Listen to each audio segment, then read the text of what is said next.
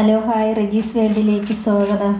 ഇന്നതാ സവാളയും ഇഞ്ചിയും ഉള്ളിയും വെളുത്തുള്ളിയും എല്ലാം കൂടെ വെച്ച് ഇതെല്ലാം കൂടെ ഒന്ന് വഴറ്റി ഒരു ചമ്മന്തി ഉണ്ടാക്കാം. അതിനായിട്ട് ഞാൻ സവാള അരിഞ്ഞുകൊണ്ടിരിക്കുകയാണ്. ഇതെല്ലാം ഒരു കഷ്ണം വെളുത്തുള്ളിയാണ് എടുത്തിരിക്കുന്നത്. അതുപോലെ ചെറിയൊരു കഷ്ണം ഇഞ്ചി, ഇച്ചിരി പുളി, ഇനി ശകലം ഉപ്പ് കൂടെ ചേർക്കും. അപ്പോൾ ഇത് അരിഞ്ഞെടുത്തിട്ട് ബാക്കിയുള്ളത് നമുക്ക് കാണാം.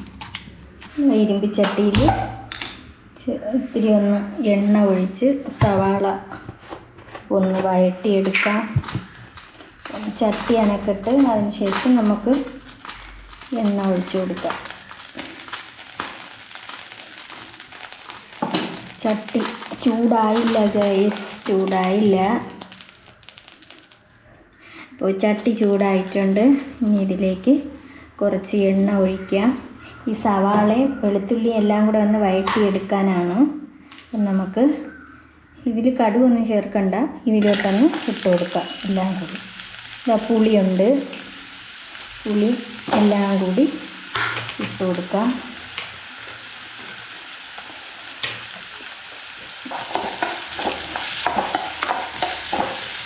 ഇളക്കിയതിന് ശേഷം കുറച്ച് ഉപ്പ് ഇതിലേക്ക് ഇട്ട് കൊടുക്കും. സൂപ്പർ ചമ്മന്തിയാണ് കേട്ടോ.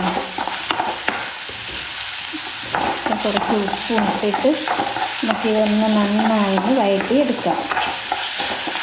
വഴറ്റിയെടുത്തതിന് കുറച്ചൊന്ന് കളർ മാറി ഒരു ബ്രൗൺ കളർ ഏകദേശം ആയി വരുന്നത് വരെ, നല്ലോണം സവാള ഒന്ന് വഴണ്ട് വരുന്നത് വരെ നമുക്കിതൊന്ന് ഇളക്കി കൊടുക്കാം. അങ്ങനെ കുറച്ച് മുളക് പൊടി ഇടുന്നു. ശകലം മഞ്ഞൾപ്പൊടി ഇട്ട് കൊടുക്കാം. പിന്നെ അത് കഴിഞ്ഞിട്ട് മല്ലിപ്പൊടി, ശകലം മല്ലിപ്പൊടി ഇടാം. ഒരു വെറൈറ്റി ടേസ്റ്റ് ചമ്മന്തിയാണ്.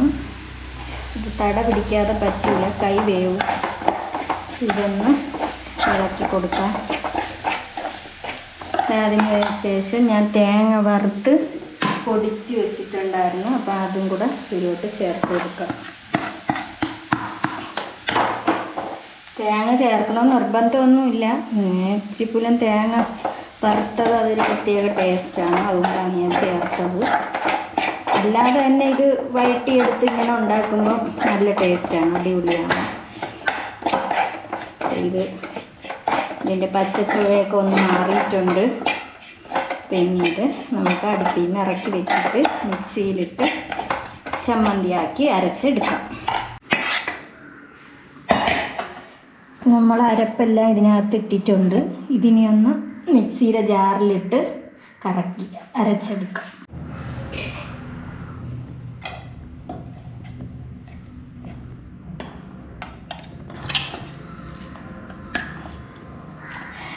ഇത് കഞ്ഞീരുടെയും ദോശയൊക്കെ കഴിക്കുമ്പോഴും അല്ലാതെ ചോറിൻ്റെ കൂടെ എല്ലാത്തിൻ്റെ കൂടെ നല്ല ടേസ്റ്റാണ്, അടിപൊളിയാണ്.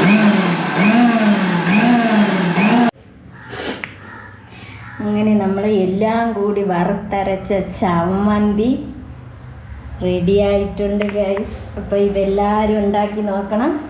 സൂപ്പർ ചമ്മന്തി, അടിപൊളിയായിട്ടുണ്ട്. Okay, by.